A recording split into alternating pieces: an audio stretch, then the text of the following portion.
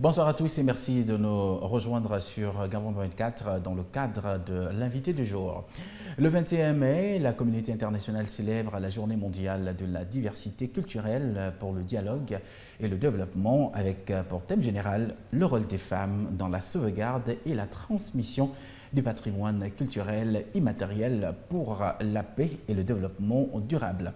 Notre invité n'est autre que Madame Benga Bengon, traditionnaliste, voilà j'y arrive, chercheur au CNRS, le Centre national de la recherche scientifique et technologique, et leader d'une dynamique des femmes pour la paix et surtout présidente de l'identité culturelle pour la renaissance de l'Afrique, avec qui nous allons discuter du patrimoine culturel immatériel et notamment du rôle des femmes dedans.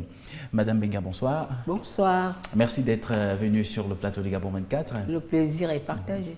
Alors, Madame Bengon, pour l'UNESCO, le patrimoine culturel et immatériel est constitué des pratiques, des représentations, des expressions, des connaissances et des savoir-faire que les communautés et les groupes reconnaissent comme faisant partie de leur patrimoine. Alors, avec plus de 65 ethnies, peut-on dire aujourd'hui que le patrimoine culturel et matériel est potentiellement riche? À partir du moment qu'il y a diversité, c'est qu'il y a différentes façons. Il y a la pluralité, donc c'est la richesse. Parce que c'est la synthèse de toutes ces diversités ne nous amènera que dans le développement. C'est pour cela que les richesses viennent d'abord des hommes et leur manière de faire et surtout de la connaissance, des différentes connaissances qui finalement nous amènera dans la pluralité du développement. Alors, Madame Benga, l'écrivain ivoirien Amadou Ompateba est célèbre pour ses œuvres, mais surtout pour sa maxime en Afrique, quand un vieillard meurt, c'est toute une bibliothèque qui brûle. Vous êtes chercheur, peut-on dire aujourd'hui que le patrimoine culturel et matériel gabonais est bien conservé? Je vous dirais que le patrimoine immatériel gabonais est très bien conservé, parce que la femme gabonaise, le rôle que joue la femme gabonaise dans nos familles, dans notre société, dans notre État. Et vous voyez comment la République nous a hissés presque au rang des divinités. Vous voyez comment la maternité à l'État est au centre du drapeau gabonais. Et vous regardez notre constitution, nous sommes à égalité en droit entre nous, entre le genre humain qui peuple notre pays. Donc cette femme-là, lorsque vous rentrez encore en profondeur dans nos rites, toutes les représentations sont au féminin, tous nos masques, les rites sont au féminin. Oui. Donc, et vous regardez en plus, lorsque demain nous allons faire notre inventaire sur notre patrimoine matériel, vous regarderez le nombre de détenteurs de ces connaissances. Il y aura peut-être plus de femmes que d'hommes. Alors, Madame Benga, on parlait tout à l'heure de bibliothèques qui brûlent, un événement malheureux après la proclamation des élections d'août 2016. L'IFAMETRA, l'Institut de pharmacopée et de médecine traditionnelle, a été incendié par des manifestants, causant donc la perte de plusieurs années de recherche. Alors, sans revenir sur cet événement, on a l'impression qu'il n'y a pas au Gabon un sens élevé, hein, une grande considération des savoirs traditionnels. C'est un événement malheureux, mais heureusement que notre environnement est luxuriant. C'est-à-dire que nous pourrons toujours recommencer. Si moi je n'y arrive pas, les enfants vont recommencer, les petits-enfants vont recommencer, et notre forêt sera là pour répondre présent. C'est vraiment la seule consolation dans tout ça. Parce que si on était dans un désert, vous vous rendez compte qu'il n'y aurait même pas les témoins de cette histoire, mais forêt, notre environnement est présent et les générations futures seront là pour tout reconstituer. D'accord. Alors, je rappelle que vous animerez un panel lors de la célébration de cette journée mondiale de la diversité culturelle. De quoi parlerez-vous ce jour et quel est le public visé par cet exposé? Je peux dire que c'est tout le monde entier. Parce que si vous voyez la cosmogonie du Gabon, le Gabon est au centre du monde. Et aujourd'hui, nous recevons nos afro-descendants. Nous avons, l'UNESCO aussi a invité les grands-mères du monde. Et donc, cet événement qui met en exergue le rôle de la femme, d'abord, comment la femme reçoit, comment elle reçoit, comment elle sauvegarde, comment elle transmet. Et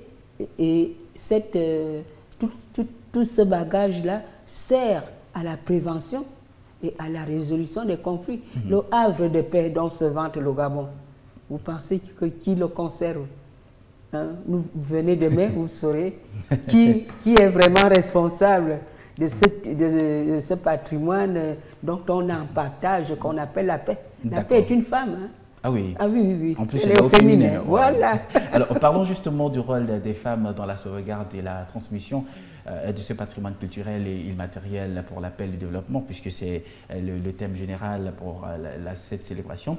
Par quels moyens, justement, les femmes conservent et transmettent-elles ce patrimoine? C'est d'abord dans nos gènes. Quand on parle de culture, quand on parle de patrimoine immatériel, ce n'est pas quelque chose qui est physique. Hier, il y avait des écoles, des confréries, des écoles intergénérationnelles qui ont transmis ça de façon linéaire. Mais aujourd'hui, comment est-ce que la jeune fille ne veut pas entendre parler de troubles quand elle a son enfant? Comment elle arrive à faire en sorte qu'il y ait la paix dans notre pays. C'est ce que nous allons découvrir demain. Donc venez nombreux pour montrer comment ça se transmet. Il n'y a plus d'école et comment ça se transmet. D'accord. Alors, à propos justement du rôle du patrimoine immatériel dans la préservation de la paix, n'avez-vous pas l'impression que les femmes se tiennent souvent à l'écart lorsqu'il y a crise? Non. Ce sont les profanes. Vous savez, le rôle de la femme qu'on pense être en retrait, mais elle est au centre de tout. Dans notre société, aussi du Sahara, nous sommes responsables du succès et de l'échec et de nos familles, et de notre société et de notre État. Donc, et nous avons des rendements comptables. Parce que les enfants que nous mettons au monde seront les citoyens de demain. Donc on est jugé au jour le jour. Donc je ne pense pas que ça a été perdu à partir du moment que la femme conserve ses potentialités de procréation. On lui rappelle tout le temps que ce que vous semez sera comptable. Parce que la société va nous juger, l'État va nous juger si ça ne marche pas. C'est la femme, nous le savons depuis petit. D'accord. Une dernière question, Madame Benga. Alors, les spécialistes constatent une perte, sinon une déperdition progressive des langues nationales gabonaises. Est-il possible aujourd'hui, dans ces conditions, de conserver, mais surtout de transmettre des savoirs traditionnels aux générations futures? Il n'y a pas de problème là-dessus. Il n'y a pas de problème là-dessus. Si vous regardez même dans nos forêts aujourd'hui, il y a des Occidentaux qui se font initier. Est-ce qu'on chante l'anglais là-bas? Comment cela se fait-il que cet Occidental, quand il sort de la natte, il se met à danser la langue pour nous, ou mienné, ou je ne sais comment? Non.